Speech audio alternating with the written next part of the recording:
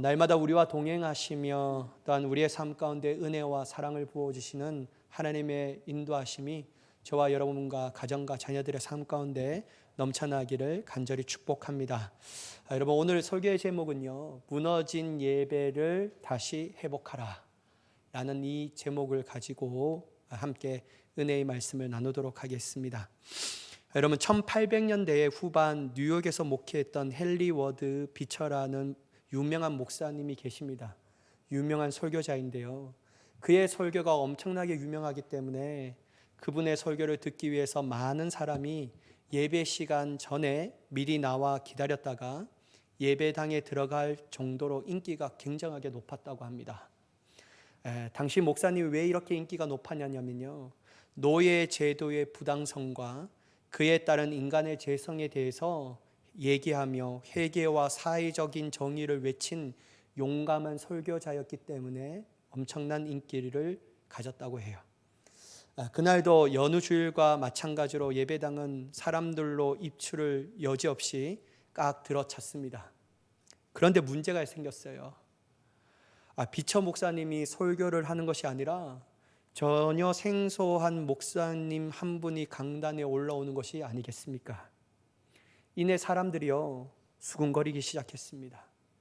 그리고 이미 몇 사람들이 웅성거리면서 자리에서 일어나 밖으로 나가기 시작했습니다. 이때 여러분, 강단에 오른 설교자가 이렇게 얘기했다고 해요. 오늘 헨리 워드 비처 목사님이 아프시게 되어서 부득불 예배에 나올 수 없게 되어 대단히 죄송하게 생각합니다. 오늘 저는 설교를 시작하기 전에 특별한 광고를 하나 할까 합니다. 지금 자리를 뜨시고 계시는 분들 말고도 혹시 이곳에 헨리 워드 비처 목사를 예배하기 위해 오신 분들이라면 주저마시고 퇴장하셔도 괜찮습니다. 우리는 헨리 목사님을 예배하기 모인 자들이 아니라 하나님을 예배하러 오기 위해 모인 자들이기 때문입니다. 이내 장례는 조용해졌고요, 그날에는 특별한 성령의 역사가 넘쳤다고 합니다. 여러분, 예배는 그리스도인들에게 너무나도 중요합니다. 100번 말해도 입이 아프지 않을 정도로 중요한 것이 바로 예배라고 할 수 있죠. 왜 그렇습니까, 여러분? 예배를 통하여 하나님의 인자하심을 경험할 수 있기 때문이에요. 그리고 여러분, 예배를 통하여 영혼의 회복과 구원의 확신이 넘쳐나기 때문입니다. 그리고 예배를 통해서요, 험한 이 세상을 살아갈 수 있는 능력을 하나님께로 받을 수 있기 때문입니다. 그래서 여러분, 예배가 너무나도 중요합니다. 예배는 목숨과 같이 여겨야 한다. 제가 어렸을 때 저희 목사님이 되게 막 꼬장꼬장한 분이셨거든요. 하여튼 되게 스트릭 하셨던 분이에요. 그분이 얘기할 때 아프더라도 교회에서 아파서 죽으십시오. 그런 막 이렇게 얘기해요. 그래서 깜짝 놀랐어요. 아프면 병원 가야 되는데 교회 와서 죽으면 어떡하나. 순교에 각오를 하면서 나오십시오. 막 이런 얘기까지 하셨던 분이에요. 그래서 제가 어렸을 때 많이 들었던 말이 예배는 목숨과 같다라는 생각이 많이 들었습니다. 그러나 여러분, 문제가 뭐냐면요, 예배라는 것이 결코 쉽지 않다라는 거예요. 왜 쉽지 않으냐면요, 예배라는 것이 단지 참석했다라는 것이 하나님 앞에 예배를 드렸다라고 말할 수 없기 때문입니다. 이게 문제입니다. 여러분, 예수님은 수가성에서 사마리아 여인을 만납니다. 그리고 이렇게 얘기해요. 요한복음 4장 23절 24절 좀 긴데 함께 읽어보도록 하겠습니다. 시작. 아버지께 참되게 예배하는 자들은 영과 진리로 예배할 때가 오나니 곧 이때라. 아버지께서는 자기에게 이렇게 예배하는 자들을 찾으시니라. 하나님은 영이시니 예배하는 자가 영과 진리로 예배할지니라. 23절 한번 띄워봐 주시겠어요? 여러분, 예수님이 가나에 만났던 이 사마리아 수가성에 만났던 사마리아 여인에게 예배에 대해서 얘기하거든요. 근데 예수님이 뭐라고 얘기하냐면요, 아버지께 예배하는 자들은 이라고 얘기하지 않고 아버지께 뭐하게 예배하는 자들요? 참되게 예배하는 자들. 여러분, 왜 예수님은요 참되게 예배하는 자들이라고 앞에 형용사를 쓰게 하셨을까? 왜냐하면요, 참되지 않는 예배도 있다라는 거예요. 그거 주님이 아신 거예요. 그러면 참되게 예배하는 자들을 어떻게 예배하시냐? 영과 진리로 예배한다. 아버지께서는 자기에게 이렇게 예배하는 자들을 찾으신다라고 말해요. 그러니까 여러분, 예배가 쉽지 않은 겁니다. 참석의 의의가 있는 것이 아니에요. 물론 참석해야 합니다. 왜냐하면 그렇지 않는 사람들보다 받을 은혜의 경향성이 높기 때문이에요. 여러분, 세상에 있는 사람들보다 예배에 나온 사람들이 더 하나님의 은혜를 받지 않겠습니까? 그 받을 기회가 많지 않겠냐라는 거예요. 그러나 단지 내가 예배에 나왔다 안 나왔다가 중요한 것이 아닙니다. 이왕 나왔으면 주님을 참되게 예배해야 한다는 거예요. 그렇다면 여러분, 참되게 예배하는 자, 또한 예수님은 24절에 하나님을 영이시니 예배하는 자가 영과 진리로 예배할지니라 라고 이 말을 왜 했을까? 여러분, 결국 참되게 예배하는 것들은 어떠한 것을 예수님께서 염두하면서 얘기하셨을까? 예배하는 자들은 자기의 방식과 고집과 생각이 아닌 하나님이 원하시는 방식과 방법으로 예배해야 한다.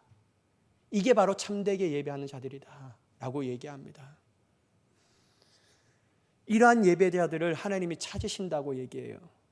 그러니까 여러분, 그렇게 예배하지 않는 자들의 예배를 주님이 받으실 리가 없다라는 것이죠. 그러면 여러분, 예배가 쉽나 어렵나? 어렵다라고 얘기할 수밖에 없습니다. 여러분, 설교를 하다가요, 재미있는 글을 보게 되었어요. 인터넷에서 찾아보았는데요, 예배를 힘들게 여기는 분들 중에 여러 종류의 분파가 있다라고 말합니다. 특별히 12분파가 있다고 하는데요, 여러분 한번 쫙 보세요. 나는 어디에 분파에 속하는가 한번 보세요. 심각하게 받아들이지 말고 웃으면서 받아들이십시오. 졸면서 예배 드리는 수면파, 졸지만 눈을 뜨고 조는 해병대파, 깨다 졸다를 반복하며 예배 드리는 한상파, 예배 시간 내내 졸다가 축도만 깨는 실속파, 설교 시간에 주보 읽기와 성경 읽기로 시간을 때우는 독서파, 예배 후에 있을 모임을 준비하는 회의파, 절대 소리를 내서 찬양하거나 기도하지 않는 감옥파, 옆에 앉은 사람과 부단히 소통하는 쪽지파, 설교는 듣지만 기억을 거부하는 기억상실파, 설교 시간에 수시로 시계를 보는 시간 엄수파, 예배 자리에 옆자리에 앉는 사람들에게 눈길조차 주지 않는 냉랭파, 설교 시간에 누가 조는지를 확인하는 조교파. 여러분들은 어떤 파에 속합니까? 여러분, 저는요 엄청나게 많이 속해요. 근데 제가 참 어려움을 겪은 게 뭐냐면요, 여러분들, 제가 이 자리에 앉는 게 그냥 제가 몇 번 말씀드렸지만 어느 순간에 제가 조교파가 되어 있더라고요. 이 예배를 제대로 드리나? 저 사람은 왜 저렇게 예배 드리지? 핸드폰 꺼내면 안 되는데 막 이런 얘기하면서 그냥 내가 예배가 안 되는 거예요. 심지어 여러분, 전에 있던 교회는요, 참 부끄러운 얘기입니다. 중학생, 고등학생들이 핸드폰 꺼내고 하는 게 아니라 저 2층에, 그때는 2층에 있었는데 이 상층 있잖아요. 그때 앉아서 예배 드리는 어른분들 중에 고스톱 치는 사람이 있었어요. 제가 그러면서 깜짝 놀랐습니다. 미쳤구만. 도대체 이분들에게 예배는 뭘까? 이 생각이 드니까요, 제가 예배를 못 드리겠는 거예요. 그래서 아예 내가 조교가 되지 말아야지.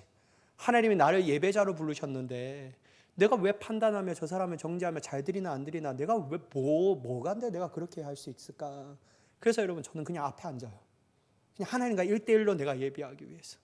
그래서 여러분, 조교파도 되지 마시고 수면파도 되지 마시고 깼다 한상파도 되지 마시고 오직 하나님을 제대로 예배할 수 있는 진정한 예배파가 되기를 간절히 축복합니다.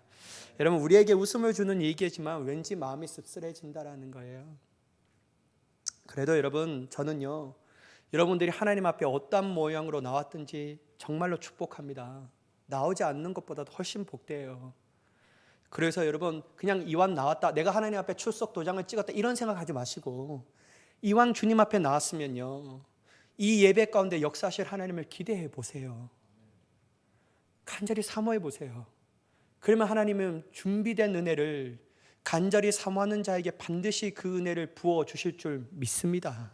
하나님 그냥 지나치는 분이 아니에요. 반드시 준비하신 은혜를 가지고 우리의 심령 가운데 역사하여 주실 줄 믿습니다. 여러분, 예배가 무너진 그리스도인들은 하나의 특징이 있는데 그게 뭐냐면요, 삶도 무너집니다. 물론 여기서 말하는 삶의 모습은요, 자기가 원하고 상상하는 삶은 무너지진 않아요. 그러나 하나님이 우리에게 기대하는 삶은 무너져요. 하나님의 원하시는 삶, 바라는 삶을 살아갈 수가 없다라는 거예요. 예배가 무너지는 사는 사람들의 특징이라고 할 수 있죠. 그래서 여러분 T.C. 해리슨 워런이라는 이분이요, 예배에 대해서 이렇게 말해요. 한번 띄워봐 주시면, 우리는 예배 안에서 일상을 사는 법을 배운다. 당연하죠, 여러분. 우리는 예배 안에서 일상을 사는 법을 배우기 때문에 예배가 서지 않으면 그리스도인들은 올바른 삶의 목적을 위하여 일할 수 없으며 하나님께서 주신 모든 귀한 시간을 허비하고 낭비하며 결국 어떻게 되냐면 영혼의 공고함을 맞게 돼요. 여러분, 그래서 여러분 예배가 엄청나게 중요합니다. 그냥 출석 도장 찍고 와서 막 도장 찍고 하나님 눈도장 찍고 가는 게 아니고요. 예배는요, 일상을 배우는 귀한 시간이에요. 어떻게 살아가야 할지에 대해서. 여러분, 오늘 이 본문의 말씀이 그것을 증명하고 있는 말씀이거든요. 우리가 너무나도 잘 알고 말씀인데, 이 말씀을 흔히 갈멜산 전투 또한 갈멜산 대결이라고 부르는 본문이에요. 여러분, 이 말씀의 전에 배경은 이래요. 엘리야가 아합 왕을 만나요. 하나님의 말씀에 따라서요. 그리고 다음과 같이 아합 왕에게 요청해요. 온 이스라엘 백성과 또한 이세벨 바알 선지자들을 모으라는 거예요. 이세벨 상에서 먹는 바알 선지자 450명, 아세라 선지자 400명을 갈멜산으로 모두 나오게 해달라고 요청합니다. 그래서 여러분, 아합이요, 그의 요청을 귀하게 여겨서, 좋게 여겨서 모든 이스라엘 백성과 단 바알 선지자, 아세라 선지자 850명을 갈멜산으로 보내요. 엘리야가 모든 이들이 자신에게 나온 것을 보고 다음과 같은 대결을 제안하잖아요. 열왕기상 18장 23절 24절 말씀인데요, 제가 한번 봉독하겠습니다. 그런즉 송아지 둘을 우리에게 가져오게 하고 그들은 송아지 한 마리를 택하여 각을 떠서 나무 위에 놓고 불은 붙이지 말며 나도 송아지 한 마리를 잡아 나무 위에 놓고 불은 붙이지 않고 너희는 너희의 신의 이름을 부르라. 나는 여호와의 이름을 부르리니 이에 불로 응답하는 신 그가 하나님이라. 백성이 다 대답하되 그 말이 옳도다 하니라. 여러분, 엘리야가 어떤 것을 제안하냐면요, 바알 선지자와 자기가 각각 송아지 한 마리를 잡아놓고 제사를 지르자는 거예요. 그리고 그 제사 위에 불로 응답하시는 분이 참 하나님이라는 것을 결론 짓자라는 것이죠. 여러분, 엘리야의 입장에서는요, 이 대결이 가벼운 게 아닙니다. 엘리야는요, 진짜 목숨을 걸고 하는 거예요. 여러분, 한번 생각해 보세요. 모든 백성이요, 다 지켜보고 있어요. 그리고 여러분, 숫자적으로도 적었어요. 850대 1이었습니다. 특히 여러분, 바알 선지자와 아세라 선지자는 누구의 힘을 등에 입고 있죠? 아합 왕과 이세벨이라는 왕비의 등을 힘에 입고 있었어요. 대세는 완전히 거기에 있는 거예요. 근데 여러분, 자칫하다가 하나님이 불로 응답하지 않는다면 이 엘리야가 살아서 갈멜산을 내려갈 수가 있겠냐라는 거예요. 여러분, 딱 보기 좋아요. 안 그래도 눈에 거슬렸는데 엘리야는 죽을 수밖에 없는 운명이에요. 만약에 응답하지 않는다면. 그러니까 여러분, 엘리야는 아주 목숨을 걸고 죽으면 죽으리라는 이 심령을 가지고 이 대결에 임하고 있음을 볼 수 있습니다. 엘리야는 바알 선지자들에게 먼저 하라고 합니다. 그들은 송아지를 잡고 아침부터 낮까지 바알이여 우리에게 응답하소서라고 부르짖어요. 그러나 응답은 없어요. 그러자 여러분, 그들이 포기하지 않고 더 큰 소리로 바알을 부르며 그들의 규례를 따라 피가 흐르기까지 칼과 창으로 그들의 몸을 상하게 하면서 부르짖습니다. 종호가 지났어요. 그런데요, 응답이 없어요.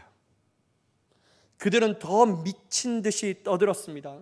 바알이여 우리에게 응답하소서, 춤추며 막 하면서 해요. 근데 여러분, 저녁 소제를 드릴 때까지 열심히 했지만 응답이 없었어요. 여러분, 저는 설교 본문에 그거는 적지 않았지만 제가 이걸 느끼면서 느꼈던 게 뭐냐면요, 여러분, 왁작지껄한 예배 가운데 하나님이 임하시지도 않을 수 있다는 거예요. 화려한 조명, 울리는 세션들을 가지고 나서 사람이 춤추고 날뛰면서 하지만 하나님은 그곳에 임하지 않을 수도 있다는 사실을 우리가 꼭 기억해야 합니다. 그게 어디에 반긴다면 호주의 힐송 처치, 엄청 여러분 지금 곤란을 겪게 됐어요. 그게 대표적인 성적 스캔들이 나서요, 엄청 무너지고 있습니다. 그러니까 여러분, 화려한 조명, 날고 뛰는 그거 너무 사모하지 마세요. 하나님의 예배는요, 하나님의 방법대로 드리는 그 예배 가운데 소수가 두세 사람으로도 내 이름으로 모인 곳에도 하나님이 반드시 임하여 주실 줄 믿습니다. 그러니까 여러분, 큰 교회 너무 부러워하지 마세요. 저는 이 교회 가운데서도 주님이 원하시는 방식으로 예배하면 모든 이들이 하나님을 만나고 돌아가는 역사가 일어나게 되는 줄 믿습니다. 여러분, 이때 여러분 엘리야가 다음 같은 행동을 하잖아요. 30절에 이 말씀을 해요. 본문 30절 한번 보실까요? 엘리야가 모든 백성을 향하여 이르되 내게로 가까이 오라. 백성이 다 그에게 가까이 가매 그가 무너진 여호와의 제단을 수축하되. 여러분, 엘리야가요, 자신과 바알 아세라 선지자들의 대결을 지켜보고 있던 백성들에게 뭐라고 얘기하냐면 내게로 가까이 오라는 거예요.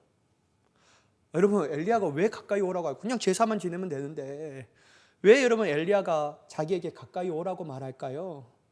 도대체 무엇을 보여주기 위해서, 무엇을 하기 위해서 그렇게 가까이 오라고 하는 것일까요? 여러분, 30절 말씀 다시 보면요, 그 말씀에 이러한 것이 있어요. 그에게 가까이 가매 그들이 봤던 게 뭐냐면요, 그가 무너진 여호와의 제단을 수축했다. 다시 말해서 여러분, 백성들이 보게 하기 위하여 가까이 오게 하는데 그 볼 바로 현실이 뭐냐면요, 여호와의 제단이 무너진 현실을 보게 합니다. 그리고 이 무너진 여호와의 제단을 자기의 손으로 회복하게 있는 모습을 보게 하는 거예요. 사랑하는 여러분, 왜 이게 중요할까요? 여러분, 우리는 이 본문의 말씀을 통하여 왜 이스라엘 백성들이 이처럼 타락하였을까? 왜 바알을 섬기며 나아갔을까? 그토록 자기 조상들이 받았던 은혜가 큰데. 그리고 여러분, 왕이라는 작자도 바알을 섬길 뿐만 아니라 모든 이스라엘 백성들이 사마리아에서 섬길 수 있도록 왜 바알의 제단을 만들었을까?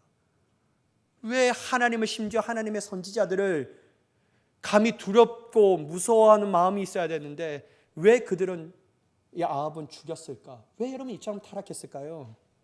딱 하나입니다. 엘리야가 보여줬던 현실이에요. 그게 뭐냐면요, 예배가 무너져 버렸어요. 예배가 무너진 거예요. 예배가 무너진 겁니다. 예배가 무너졌어요. 하나님을 향한 예배가 무너졌습니다. 물론 여러분, 형식적으로 하나님을 부르고 예배하는 문화도 존재했습니다. 그러나 그들이 드린 예배는요, 형식만 남아있는 예배, 문화만 남아있는 그들의 신앙과 믿음이었다라는 거예요. 여러분, 하나님을 향한 예배가 무너졌으니까 그들의 삶이 완전히 무너질 수밖에 없는 거예요. 예배가 무너지니까요, 하나님에 대한 은혜를 잊어버렸습니다. 하나님을 기억하지 않습니다. 그들의 삶은 눈에 보이는 바알이 훨씬 더 중요했다라는 거예요. 그러니까 여러분, 엉망진창이 되어버린 것이죠. 여러분, 그들이 어느 정도로 무너졌냐면요, 열왕기상 18장 21절의 말씀 한번 보시면 엘리야가 모든 백성에게 가까이 나아가 이르되 너희가 어느 때까지 둘 사이에서 머뭇머뭇하렸느냐? 여호와가 만일 하나님이면 그를 따르고 바알이 만일 하나님이면 그를 따르지니라 하니 백성이 말 한마디도 대답하지 아니하는지라. 여러분, 엘리야가요, 갈멜산 전투 대결을 벌이기 전에 그곳에 모인 백성들에게 얘기해요. 행동의 결단을 촉구합니다. 야, 너희가 도대체 어느 때까지 바알과 하나님 사이에 그렇게 머뭇거리는 거냐? 바알이 하나님이면 하나님 쫓아가라. 하나님이 전능하신 하나님이 하나님을 선택해야 되지 않겠냐? 너희가 지금 선택하라라고 말하는데요, 백성이 취한 태도가요, 말 한마디도 하지 않습니다. 야, 움직이지 않아요. 하나님을 쫓아가자니 대세를 거스르는 것 같고, 대세를 쫓아가자니 일말의 양심은 있어서 쫓아가지는 못하고, 그래서 움직이질 않아요. 사랑하는 여러분, 만약 이들이요, 예배가 무너지지 않았다면 이렇게 할 수 있을까요? 그들이 하나님을 향한 살아있는 예배를 드렸다면요, 아무리 여호와의 선지자가 핍박을 받고 죽임을 당하고 모든 상황과 환경과 바알과 아세라를 우상을 섬기는 대세라고 말하지만 그거 여러분 움직이지 않을 수가 있겠습니까? 여러분 주기철 목사님처럼 일사각오의 정신으로 나아가야 되지 않겠습니까? 에스더처럼 죽으면 죽으리다. 아니 뭐 죽으면 죽는 거지. 내가 하나님을 위해서 죽으면 얼마나 복되는 것인가. 민족을 위하여 죽으면 얼마나 복된 것인가. 그걸 하면서요 여러분 그렇게 선택하지 않을 수가 있겠냐라는 거예요. 그러나 여러분 그들은 움직이지 않습니다. 여러분 얼마나 망가졌는지, 그들의 영혼이 얼마나 망가졌는지 우리가 알 수 있는 구절이라는 것이죠. 또한 여러분 아합 왕의 모습을 한번 보셔요. 그가 하나님을 향한 예배가 무너졌기 때문에 바알을 숭배하며 사마리아의 바알 제단까지 만들어요. 근데 여러분 이러니 여러분 그가 하나님을 향한 지혜가 없는 거예요. 지혜가 없으니까요 지금 자신의 나라에 일어나는 비가 오지 않아 어려움을 겪는 것이요 누구 때문인지도 잘 몰라요. 여러분 열왕기상 18장 17절 18절 한번 보실까요? 엘리야를 볼 때 아합이 그에게 이르되 이스라엘을 괴롭게 하는 자여 너냐? 야, 너 때문에 이스라엘 백성들이 지금 괴롭잖아. 아니 너 때문에 비가 안 와서 힘들잖아. 왜 이스라엘 백성을 괴롭게 하는 거야? 너 때문에 그런 거야. 막 이렇게 얘기해요. 지혜가 없는 거예요. 상황 판단을 못하는 겁니다. 망각에 빠져버렸습니다. 책임을 전가합니다. 근데 여러분 하나님의 지혜를 가지고 있는 사람은 통찰력이 있어요. 18절에 보면요 그가 대답하되 내가 이스라엘을 괴롭힌 것이 아니라 당신과 당신의 아버지 집이 괴롭게 하였으니 이는 여호와의 명령을 버렸고 당신이 바알들을 따랐습니다. 제대로 보고 있잖아요. 여러분 아합은 자신 때문에 이 나라와 백성을 고통받고 있는지 모릅니다. 도리어 엘리야 때문에 다 그렇다라고 책임 전가하는 거예요. 여러분 예배가 무너지면요 망각에 빠집니다. 예배가 무너지면요 책임을 돌리려고 해요.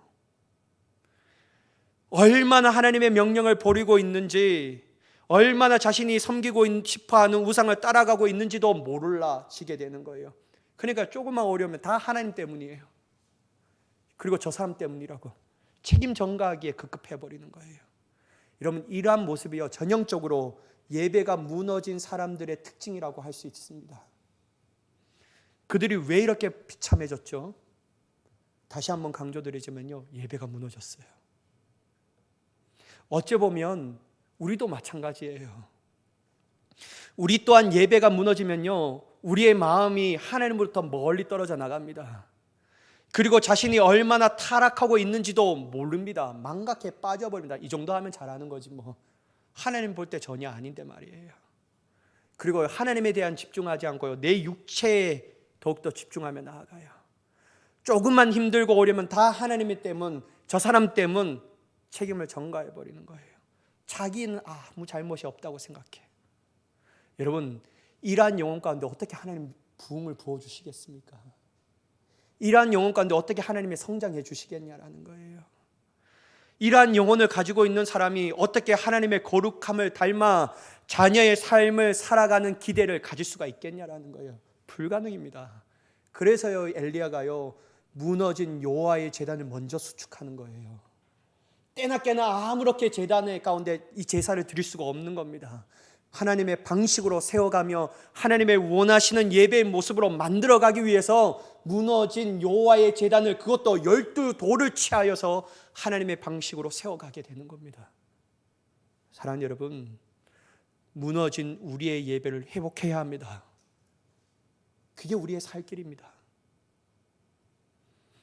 특별히 여러분, 저는 여기서 엘리야가요 제사를 드릴 준비를 다 마치고 하나님을 향한 기도의 내용을 보면요 왜 예배의 회복이 이처럼 중요한지에 대해서 알 수가 있는 거예요. 도대체 예배 회복이 일어나면 어떤 것이 우리 영혼 가운데 깨달아지게 되고 어떠한 은혜를 받을 수 있는가가 이 엘리야가 기도의 내용을 통하여 보면 알 수가 있는 거예요. 여러분 본문의 36절 37절 말씀을 한번 보도록 하겠습니다. 제가 봉독할게요. 저녁 소제를 드릴 때 이르러 선지자 엘리야가 나아가서 말하되, 주목해 보세요. 아브라함과 이삭과 이스라엘의 하나님 여호와여, 주께서 이스라엘 중에서 하나님이신 것과 내가 주의 종인 것과 내가 주의 말씀대로 이 모든 일을 행하는 것을 오늘 알게 하옵소서. 나오죠, 여러분? 이 예배의 회복됨을 통해서 무엇을 이스라엘 백성들에 행하게 해달라고 하는 게 나옵니다. 그리고 37절에 또 반복해요. 여호와여 내게 응답하옵소서, 내게 응답하옵소서. 이 백성에게 뭐를 알게 해달라고요?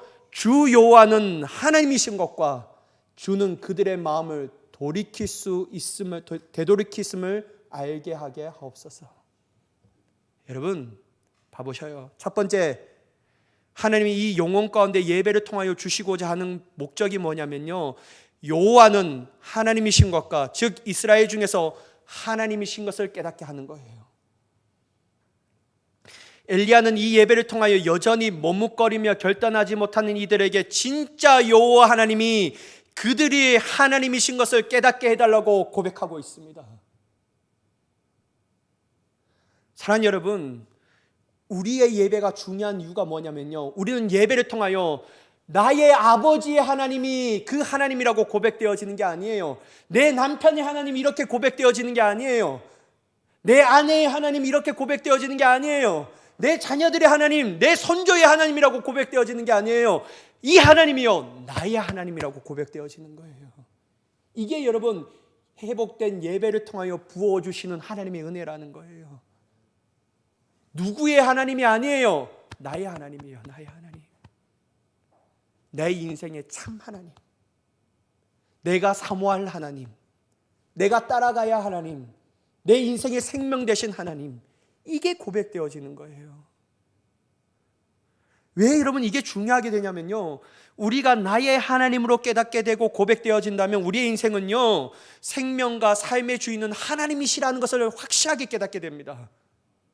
그러니까요 주님을 의지하게 할 수밖에 없죠. 주님을 신뢰합니다.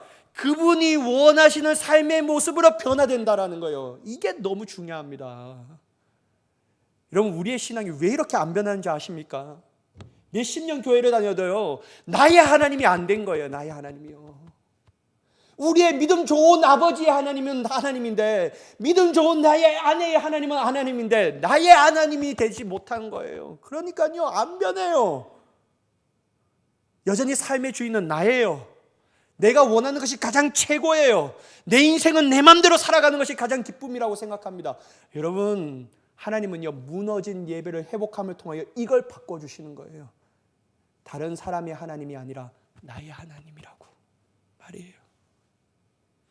또한 여러분 두 번째로요, 예배의 회복이 일어나면 어떤 것이 바뀌어지냐면요, 우리는 하나님의 자녀된 정체성이 회복되어집니다. 여러분 우리는 예배를 드릴 때마다 하나님의 거룩한 자녀라는 사실을 인지하게 되는 거예요. 여러분 오늘 말씀을 한번 보시면요, 엘리야가 기도하잖아요. 36절의 말씀 한번 보실까요? 중반부에 보시면 하나님 여호와여 주께서 이스라엘 중에서 하나님이신 것과 라고 말하고 뒤에 뭐라고 얘기합니까? 내가 주의 종인 것과 라고 얘기해요. 이거를 이스라엘 백성들이 알게 하옵소서라고 말해요. 사랑하는 여러분, 이 말이 뭡니까? 예배를 통하여 내가 하나님의 자녀라는, 거룩한 하나님의 자녀라는 정체성을 깨닫게 되는 거예요. 깨닫지 못하는데 여러분 어찌 믿지 않은 사람들에게 내가 하나님의 자녀된 것을 보여줄 수가 있냐라는 거예요. 여러분 어떻게 여러분 세상 사람들에게 내가 하나님의 자녀입니다 라고 말할 수가 있냐라는 거예요. 내가 깨닫지 못하는데 불가능입니다 여러분. 그래서 여러분 우리가요 하나님의 자녀된 것을 예배를 통하여 깨닫게 되는 거예요. 나는 마귀의 자녀도 아니고 종의 노예도 아니고 오직 하나님의 자녀다. 이걸 깨닫게 해주신 거예요. 이거 깨달아서 믿지 않는 세상 사람들에게 보여주라는 거예요. 여러분 이러한 삶을 사는데요 어떻게 안 변할 수가 있겠냐라는 거예요. 사랑하는 여러분, 여러분 요한복음 1장 12절과 13절 한번 보실까요? 한번 같이 읽어볼게요. 시작. 영접하는 자 곧 그 이름을 믿는 자들에게는 하나님의 자녀가 되는 권세를 주셨으니 이는 혈통으로나 육정으로나 사람의 뜻으로 나지 아니하고 오직 하나님께로부터 난 자들이니라. 여러분 예배는요 이걸 깨닫게 해주는 거예요. 나는 공로 없지만 그리스도의 공로로 말미암아 하나님의 거룩한 자녀가 되었다. 여러분 세 번째, 예배의 회복이 일어날 때요, 어떤 것이 일어나냐면요, 우리의 마음이 하나님께로 돌이켜지는 역사를 경험하게 됩니다. 여러분, 엘리야가 간절히 하나님 앞에 기도하며 나아가잖아요. 하나님께서 그가 준비한 제사 위에 불로 임하셨습니다. 아니, 바알을 부르실 때는 임하지 않았는데 하나님의 제사를 드릴 때요, 불로 임한 거예요. 근데 이 임함이 얼마나 강력하냐면요, 번제물과 나무와 돌과 흙을 태우고 심지어 가득한 도랑의 물까지 다 핥아버리는 거예요. 강력한 임재가 이 예배 가운데 임했다라는 거예요. 여러분, 이런 것을 보기 전까지 머뭇머뭇하며 아무런 결단하지 못한 백성이 어떻게 변한 줄 아세요? 39절의 말씀을 보실까요? 본문 한번 우리가 같이 읽어보도록 하겠습니다. 39절의 말씀 같이 읽겠습니다. 시작. 모든 백성이 보고 엎드려 말하되 여호와 그는 하나님이시로다. 여호와 그는 하나님이시로다. 여러분, 제가 말씀드렸잖아요. 하나님이 회복된 예배를 통하여 어떤 걸 변화시킨다고요? 그는 하나님이시다라고 고백하는 거예요. 순식간에 바뀌어져 버립니다. 머뭇머뭇거리며 정말 꺼다놓은 보리자루처럼 움직이지 않았던 그들의 신앙이 예배의 회복과 불로 임재하신 하나님의 놀라운 능력을 경험하니까요, 그는 하나님이시다. 그는 하나님이시다. 이렇게 고백하게 돼요. 단순히 돌이켜졌죠. 여러분, 이 예배가 일어나니까요, 더욱더 어떻게 더욱더 그들의 삶이 변화되냐면요, 한번 보셔요. 여러분, 엘리야가요 이 바알 선지자를 붙잡으라 라고 말해요. 그때 앞에는 아무것도 하지 않았던 그 사람이요, 나의 하나님으로 인식되어 버리니까요, 능동적인 사람으로 바뀌어져 버립니다. 어떻게 해요? 잡으라고 말하니까요, 진짜 잡아버려요. 여러분, 한번 보셔요. 앞에는요, 대세를 따라가야 살잖아요. 그 시대의 문화 바알의 문화였잖아요. 왕도 왕비도 다, 왕의 아내도 다 바알 따라가는 시대였습니다. 심지어 여호와의 선지자도 죽이는 시대였어요. 근데 여러분, 그들이 지금 어떻게 되었죠? 바알의 선지자를 붙잡고 있는 거예요. 이거 여러분, 시대를 거스리는 믿음이라고 할 수 있습니다. 사랑하는 여러분, 예배 회복은요, 이처럼 우리의 믿음을 강건케 합니다. 그거 없어요. 다른 게 없어요. 예배의 회복이 일어나니까요, 멀뚱멀뚱 바라보고 있던 그들이 하나님과 엘리야를 위하여 적극적인 모습으로 변화되어 버려요. 잡잖아요. 예전엔 경배하고 조심스럽게 여기고 존경했던 그 바알의 선지자들을 잡아요. 여러분, 제가 질문 하나 낼게요. 여러분, 사람은요, 변할까요? 안 변할까요? 얘기해 보세요, 여러분. 사람 쉽게 변할까요? 안 변할까요? 안 변합니다. 안 변해요. 잘 안 변해요. 잘 안 변하더라고요. 근데 여러분, 딱 하나요. 하나님의 강력한 역사가 있으면요, 순식간에 변화됩니다. 점진적으로 변화되는 사람도 있고, 근데 여러분, 하나님의 역사가 임하시면요, 이 백성들처럼 순식간에 변화돼요. 근데 그 전제가 있어요. 하나님이 나의 하나님으로 깨달아져야 돼요. 그거 아니면 안 변하십니다. 여러분, 왜 우리가 변화됐다가 다시 돌아올까요? 감성의 법칙처럼요. 답을 가르쳐줬는데 여러분, 왜 여러분 변화됐다가 쫙 다시 떨어질까요? 얘기해 보세요, 여러분. 시간이 가더라도 이 얘기를 듣고 가야 되겠습니다. 왜 그럴까요, 여러분? 그들의 삶이 예배가 또 무너진 거예요. 이거밖에 없어요. 여러분, 이러한 역사는요, 여기에만 나오지 않아요. 신약에서도 나오는데요. 요한복음 4장 28절 29절 한번 보실까요? 여자가 물동이를 버려두고 동네에 들어가서 사람들에게 이르되 내가 행한 모든 일을 내게 말한 사람을 와서 보라. 이는 그리스도가 아니냐 하니. 여러분, 이 여인이요, 앞에 얘기했던 것처럼 수가성에 사는 사마리아 여인이었어요. 이 여인이요, 물을 기르러 오고 온 시기가 어디냐면 대낮이었어요. 아무도 물을 기르러 오지 않습니다. 왜 기르러 오지 않습니까? 더우니까. 미쳤다고 그거 좀 선선해야지 물을 기르러 가야 했는데 누가 기르러 오는데? 근데 이 사마리아 여인은 물을 기르러 가요. 왜냐하면 부끄러우니까. 남편이 5인데 지금 살고 있는 그 사람도 남편이 아니라고 예수님이 딱 말하잖아요. 너무 부끄러운 거예요. 수치스러운 거예요. 그러니까요, 사람들의 시선을 피해서 이때 온 거예요. 근데 여러분, 예수님과 이런저런 얘기 나오다가 이 여인이 깨달은 게 있나요? 뭐냐면요, 예수는 그리스도시구나, 이거 깨달은 거예요. 그러니까요, 이 여인이 했던 행동이 뭐냐면요, 여자가 물동이를 버려두고 어디로 들어갑니까? 여러분, 어디로 들어갑니까? 동네로 들어가잖아요. 여러분, 이게 이해가 되셔요? 앞에는 사람들을 피해서 대낮에 물을 기르러 왔는데 지금은요, 그 발 스스로 어떻게 합니까? 동네로 들어가요. 그리고 여러분, 피했던 사람들에게 뭐라고 하냐면요, 내가 만난 사람이 그리스도시여, 너 가서 한번 봐봐, 이렇게 얘기해요.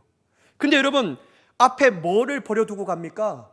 물동이를 버려두고 가요. 뭐 때문에 이곳에 왔죠? 물을 기르려고. 사랑하는 여러분, 예배가 회복되면요, 삶의 목적도 변화됩니다. 이게 뭐냐면 마음이 돌이켜지니까요, 삶의 목적이 변화돼요. 어떻게 해요? 내 삶의 이유와 우선순위가 아닌 하나님의 나라와 그분의 의를 위하여 바뀌어지게 되는 거예요. 뭘로 말미암아? 예배 회복을 통해서 말이에요. 사랑하는 여러분, 저는 여러분의 삶이 정말 그런 삶이 되기를 간절히 축복합니다. 만약 우리 마음 가운데 예배가 무너져 있다면요, 회복해야 돼요. 이거 여러분 급합니다. 누구보다 우리 자신이 잘 알아요. 내가 어떤 마음으로 하나님 앞에 예배하는지. 하나님은 심령을 깨트려 보시니까요, 다 알고 계셔요. 근데 여러분, 다른 사람을 속여도 내 스스로 내 마음을 속일 수가 없는 거예요. 물론 망각에 빠질 수도 있겠지만 말이에요. 그러나 여러분, 우리가 하나님이 원하시고 기뻐하신 예배를 드리고 있지 않는다면 우리의 무너진 예배를 회복하며 우리의 무너진 예배를 다시 세워야 할 줄 믿습니다. 어떻게 해요? 하나님의 방법으로 말이에요. 그래서요, 하나님은 나의 하나님을 깨닫고 고백되어지며 하나님의 거룩한 자녀라는 정체성을 회복하며 우리의 마음을 변화시키고 되돌이시는 하나님의 위대하신 능력으로 이 세상 가운데 승리하며 나아가는 저와 여러분이 되기를 예수님의 이름으로 간절히 축원합니다. 기도하겠습니다. 사랑의 하나님, 무너진 우리의 예배를 회복시켜 주시옵소서.